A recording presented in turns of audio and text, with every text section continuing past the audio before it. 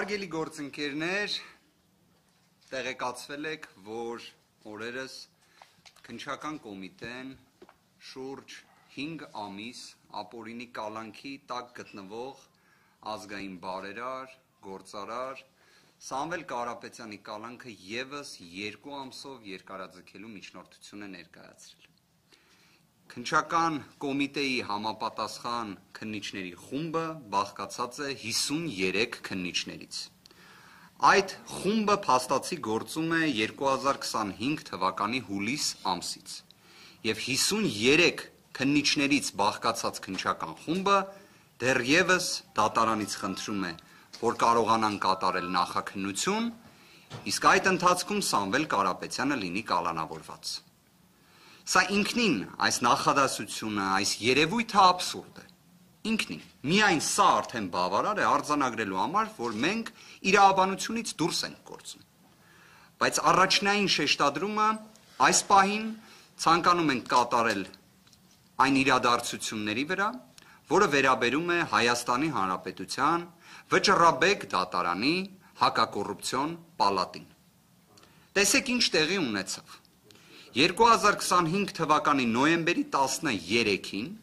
վերաքննիչ հակակոռուպցիոն դատարանը մերժում է դատախազության կողմից ներկայացված բողոք։ Այդ բողոքի մերժումը իրենից ենթադրում է մի իրավիճակ,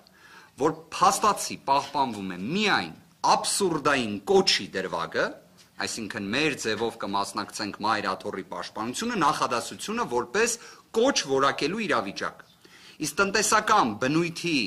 աբսուրդային մեղադրանքները հիմնավոր կասկած այդպես էլ չէին հաղթահարել։ Սա ինչ է նշանակում, որ Սամվել Կարապետյանը այլևս պետք է լիներ ազատության մեջ, երբ նոյեմբերի 18-ին կալանքի ժամկետը լրանում էր։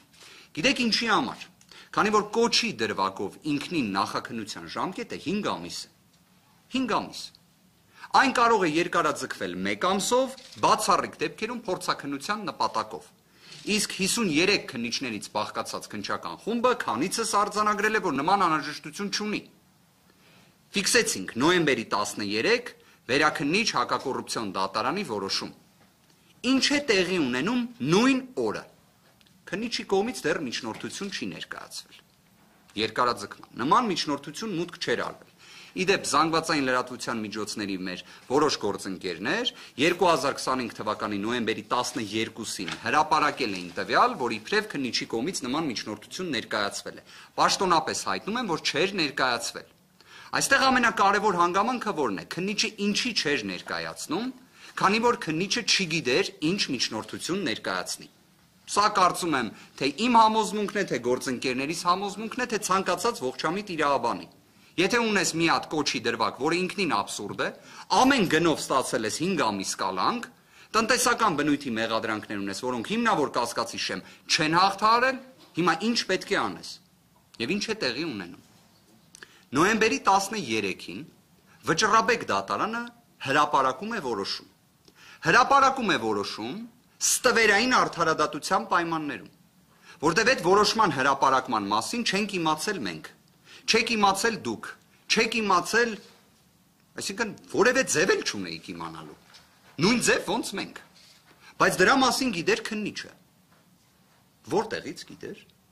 որտեղ պատկերացրեք քննիչը կարողանում է նոյեմբերի 13-ին, ժամը 18:27 մուտքագրի երկարաձգման միջնորդություն, հղումներ կատարի Վճռաբեկ դատարանի որոշումից, որը մենք չենք ստացել, իդեպ մինչ օրս չենք ստացել։ Կարողանում է կից ներկայացնել Վճռաբեկ դատարանի որոշումը դատարանին, որտեղ Վճռաբեկ դատարանը փորձ է կատարել ցույց տալու, որ տնտեսական բնույթի մեղադրանքներից մեկով իբրև կարող է լինել հիմնավոր կասկած։ Բայց Վճռաբեկ դատարանի որոշումը, ինչքան էլ այն այդքան անհրաժեշտ է եղել քննիչների համար, միևնույն է ուշացած է։ Դրան առանձին կանդրադառնանք։ Բայց պատկերացրեք,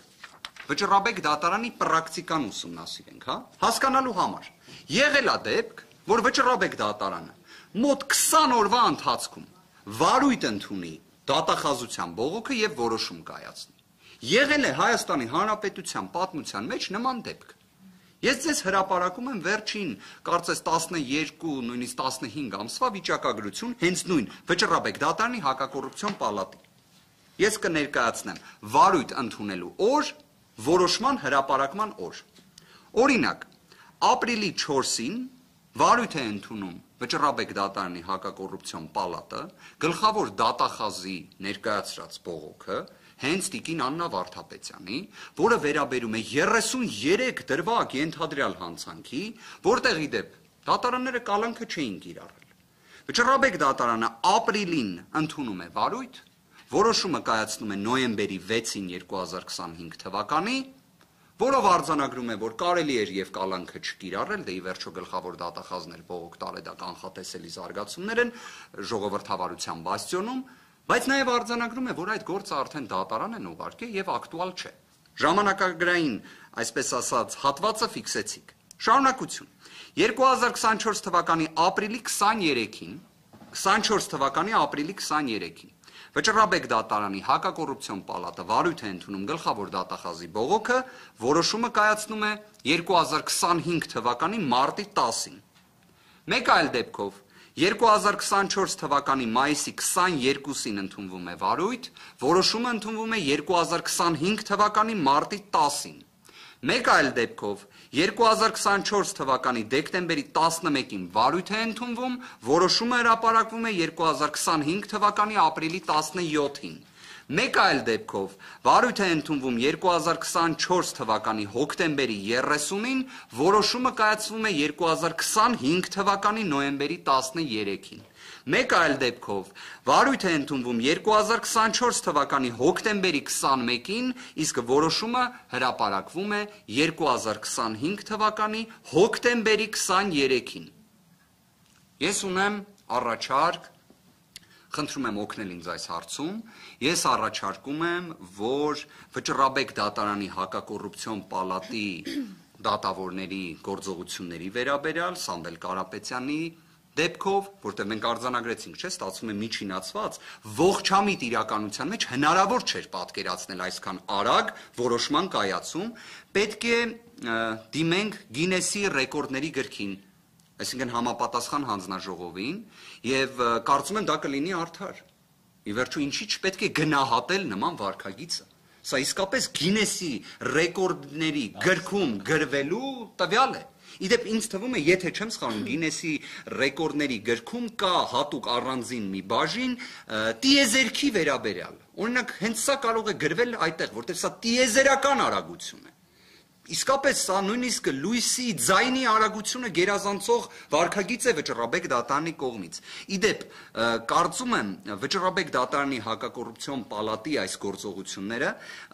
Գինեսի ռեկորդի ես պարզապես մինչ ասուլիսը փորձում էի ուսումնասիրել, օրինակ կա մի անձ, կարծես ԱՄՆ քաղաքացի Ֆարմենը,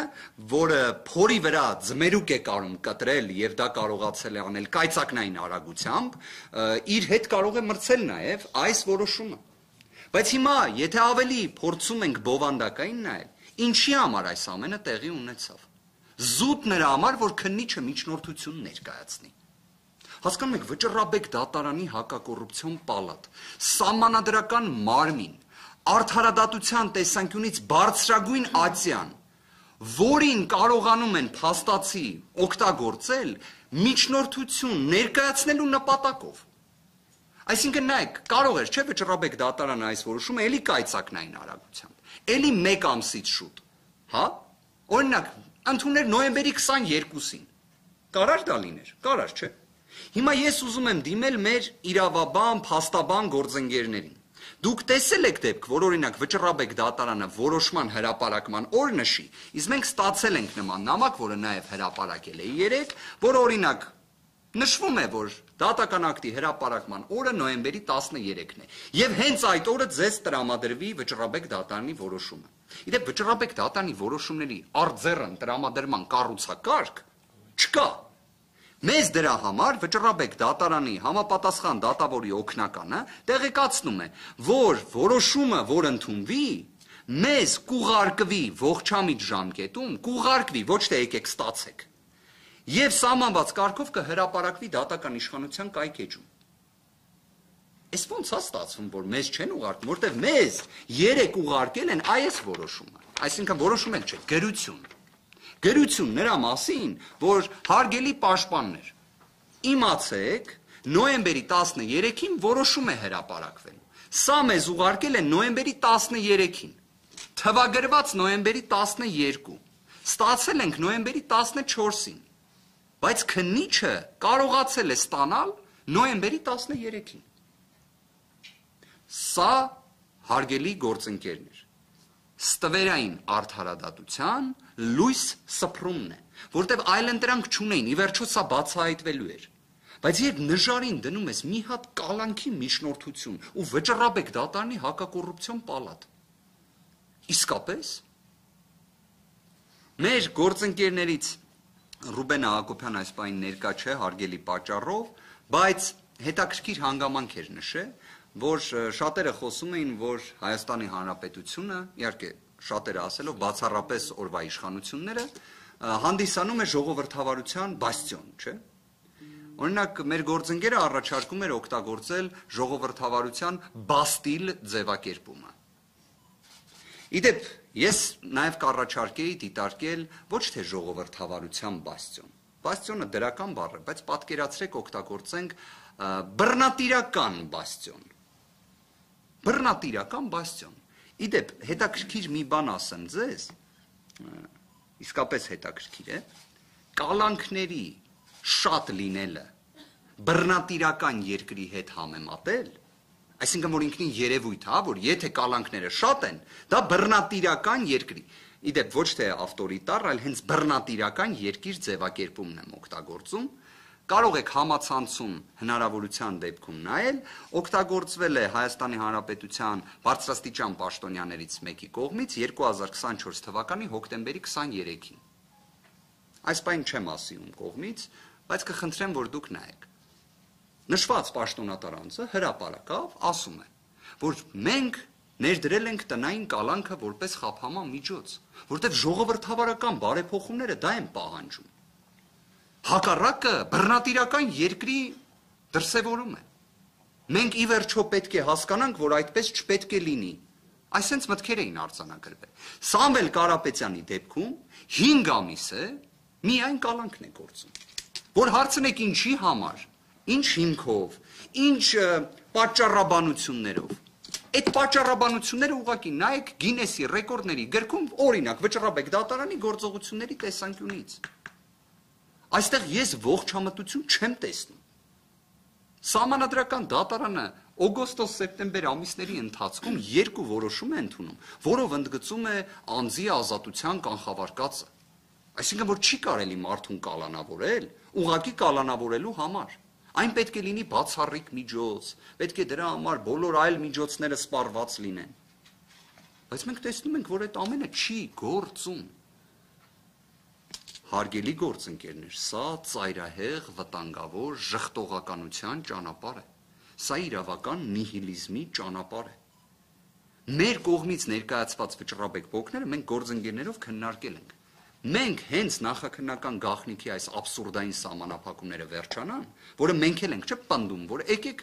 վերջ տանք այս նախաքննական գաղտնիքին։ Մենք հրապարակելու ենք մեր ներկայացրած վճռաբեկ բողոքը եւ թող դատախազությունն էլ հրապարակի իրենց ներկայացրած բողոքը։ Եվ ուղակի թող ցանկացած անաչառ դիտորդ ասի, որ մի բողոքը պետք է ընդունվեր վարույթ։ Գլխավոր դատախազության բողոքը, թե մեր կողմից ներկայացված բողոքը։ Վարույթ է ընդունվում գլխավոր դատախազուի տեղակալի ներկայացրած բողոքը եւ 20 օրյա ժամկետում որոշում է ընդունվում։ Հենց այն օրը, որ քննիչը կարողանա միջնորդություն ներկայացնի։ Այստեղ էլ է հետաքրքիր հանգամանք։ Քննիչը ըստ քննչական կոմիտեի նախագահի հրամանի ժամկետի լրանալուց 7 օր շուտ պետք է ներկայացնի միջնորդությունը։ Այս անգամ այդպես չեղավ։ Այսինքն քննիչը ինչին էր սպասում։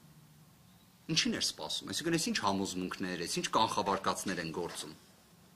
Եվ ներկայացնում է նոյեմբերի 13-ին, որը քրեական դատավարության օրենսգրքով վերջնաժամկետն էր միջնորդություն ներկայացնելու։ Բայց անպայման միջնորդության մեջ պետք է հնարավորություն ունենար ցիտելու վճռաբեկ դատարանին։ Բայց դա միայն ինքը ունի։ Այդ հնարավորությունը վերապահված է միայն քննչական մարմիններին։ Սամվել Կարապետյանին վերաբերող վճռաբեկ դատարանի որոշում, բայց Սամվել Կարապետյանի պաշտպանական խումբը դա չի ստանում։ Դա ստանում է քննիչը, թե ինչ ճանապարհով գաղափար չունենք։ Իդեպ մի հանգամանքել եմ ուզում նշել եւ խոսքը փոխանցեմ գործընկերներիս։ Վճռաբեկ դատարանը ունի 4 պալատ։ Հակակոռուպցիոն պալատն էր, որ այս գործը քննում էր եւ ռեկորդը սահմանեց։ Վճռաբեկ դատարանի հակակոռուպցիոն պալատի նախագահը նախկինում փաստաբանական գործունեությամբ զբաղված Դավթյան Արտուրն է։ Բայց փաստաբանական գործունեությանը մեկ այլ իրադարձություն էր հաջորդել։ Ինքը քաղաքացիական պայմանագիր կուսակցության անդամ էր։ Երկրորդ հանգամանք սահմանադրությունը ասում է, որ վճռաբեկ դատարանը ունի 2 կարևորագույն լիազորություն։ Ապահովել միատեսակ պրակտիկա, այսինքն նախադեպեր ընդունել, որ ընդհանրապես պետք է այսպես մեկնաբանվի դրույթը, որ քննիչները պետք է ունենան այսպիսի պարտականություններ իրավունքները օրինակ հարգելու համար, որտեղ վճռաբեկ դատարանը իրավունքի դատարան է։ Ինչի համար եմ այս պնդումը կատարում, որտեղ սահմանադիրը երկրորդ լիազորությունը, որ նախատեսել է վճռաբեկ դատարանի համար, կոչվում է հիմնարար իրավունքների եւ ազատությունների խախտումների վերացում։ Հիմա ինձ մեկը կարող է ասել, վճռաբեկ դատարանը գլխավոր դատախազի տեղակալի բողոքը ընդունելով վարույթ 20 օրյա ժամկետում որոշում ընդունելով միատեսակ պրակտիկա էր ապահովում, թե հիմնարար իրավունքների խախտումներն էր վերացնում։ Մենք ներկայացրել էինք մեր բողոքում հիմնարար իրավունքների խախտումների վերացման խնդրանք։ Իդեպ հիմքն էլ օգտագործել էինք վճռաբեկ դատարանի միատեսակ պրակտիկա ապահովելուն ուղղված հենց վճռաբեկ դատարանի հակակոռուպցիոն պալատի որոշումը։ Այսինքն մենք խնդրում էինք, որ վճռաբեկ դատարան ձեր իսկ կողմից ընդունված որոշումը քննիչները, դատախազները, դատավորները չեն հարգում։ Եկեք պաշտպանեք ձեր իսկ որոշումը։ Վճռաբեկ դատարանը դա վարույթ չի ընդունում։ Այս որոշմամբ հիմա միատեսակ պրակտիկայի ապահովում, թե հիմնարար իրավունքների խախտումների վերացում էի ապահովում։ Իդեպ հստակ ասեմ, ոչ այնա, ոչ մյուսն է, որտեղ արդյունքում վճռաբեկ դատարանը մերժել է գլխավոր դատախազի տեղակալի բողոքը, որտեղ դա վաղեմությունը անցած դատական ակտի վերաբերյալ է։ Օգոստոսի 15-ի դատական ակտի վերաբերյալ որոշում են կայացնում։ Բայց դուք նայեք ինչքան կարևոր էր իրենց համար, որ նոյեմբերի 13-ին անպայման պետք է հրապարակվի, որը վերջին օրն է կալանքի երկարաձգման միջնորդության ներկայացման եւ այլ եւ այլ։ Այն, որ այս գործում քաղաքական հետապնդման բաղադրիչը անհերքելի է, անվիճելի է, մրցակցությունից դուրս է, կարծում եմ բոլորի համար ակնհայտ է։ Մենք պարզապես հերթական տվյալներն ենք դրա վերաբերյալ արձանագրում։ Իդեպ, բայց նույն նոյեմբերի 13-ին վերաքննիչ հակակոռուպցիոն դատարանը իր որոշմամբ արդեն իսկ այնպիսի դիրքորոշում է ներկայացրել, որը պարտադիր է թե քննիչի, թե դատախազի, թե դատարանների համար, որտեղ այդ որոշումը բեկանված չէ։ Իսկ ըստ այդ որոշման կալանքը չի կարող այլևս երկարաձգվել։ Ես հենց նման կատեգորիկ դատողությունն էլ կանեմ։ Այն պատճառաբանությունները, որոնք համադրվում են եւ վերլուծվում են, եւ այն միջնորդությունը, որը մենք արդեն իսկ ուսումնասիրել ենք քննիչի կողմից ներկայացված, հնարավորություն չի տալիս նվազագույն իրավական պետության պայմաններում կալանքի երկարաձգման։ Սա է իրավիճակը։ Գործընկերներս շատ լավ։ Շնորհակալություն, հարգելի գործընկերներ, ես ցանկանում եմ մենք հաճախ ենք խոսում